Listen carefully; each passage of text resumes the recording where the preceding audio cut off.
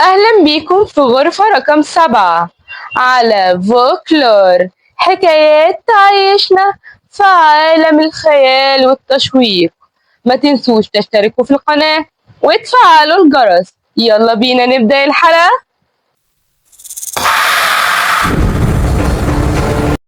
بتبدأ حكايتنا مع فاتن، صحفية شاطرة ومتميزة جدا. كانت في يوم راحت تغطي حدث عن جريمة في قرية ريفية صغيرة، وبعد ما خلصت وهي في الطريق عربيتها عطلت على الطريق الزراعي، والليلة دي كانت مليانة مطر ورعد وبرق شديد. اتصلت بأخوها وقال لها إنه هيجيلها، ولكن المسافة بعيدة والجو صعب، ممكن يتأخر عليها كتير. نزلت من عربيتها بتبص جنبها، لقت لافتة مكتوب عليها هنا الفندق السعيد. بصت لقت فندق شكله جميل وتراثي زي ما يكون فندق ملكي.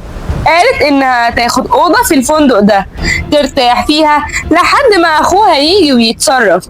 دخلت الفندق ولقت راجل عجوز جدا واقف على الريسبشن. قالت له لو سمحت يا فندم، عاوزة أوضة فاضية لحد الصبح.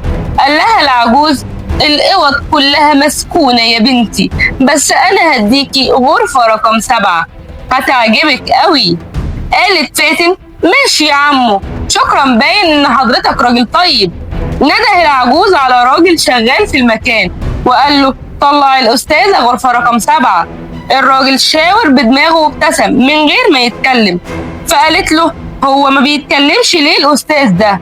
العجوز قال لها أصله أخرس بس بيسمع كويس جدا، ولو احتجتي حاجة في جرس في الغرفة، أول ما يرن هتلاقيه عندك على طول. طلعت فاتن الغرفة ومعاها العامل واداها مفتاح الغرفة ومشي. فاتن دخلت لقيت الغرفة فيها سرير ملكي، والغرفة مليانة تحف وتماثيل لونها ذهبي زي ما يكون غرفة في قصر.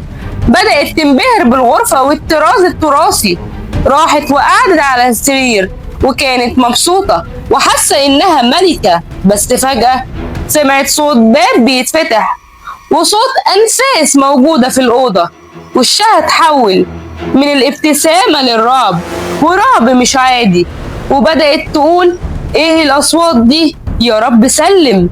بتبص لقيت باب الغرفة مفتوح، راحت بهدوء ورعب تقفله وجت ترجع على السرير، لقيت البطانية اللي على السرير مرمية وفي تجويف على المخدة، كأن في راس حد نايم على المخدة وعلى السرير. وبدأ النور يفتح ويقفل في الغرفة. فاتن كانت خايفة لكن متماسكة إلى حد كبير، وبدأت تقول هي مالها الليلة قلبت فيلم رعب كده ليه؟ بسم الله الرحمن الرحيم، يا رب استرها لحد ما عادل أخويا يجي، يا رب يا عادل تيجي بسرعة. بتلف وشها لقت فجأة كل التماثيل اللي في الأوضة بعد ما كانت متفرقة في أركان الأوضة اتجمعت جنب بعض زي ما يكون صف جيش. حطت فاتن ايدها على راسها وقالت شكل العامل المريب اللي شفته هنا هو اللي بيعمل الحاجات دي، بس ليه مش عارفة. ما اظنش يكون عفريت يعني اللي بيعمل كده، ما عفريت الا بني ادم. لقيت فجأة تمثال من التماثيل اتحرك خطوة لقدام، وفي صوت خافت بينادي وبيقول فاتن فاتن فاتن.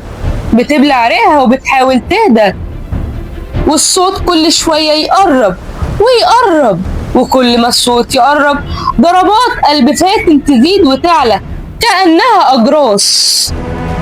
لو عجبتكم الحلقة ما تنسوش تشتركوا في القناة وتفعلوا الجرس ولايكات وكومنتات كتير.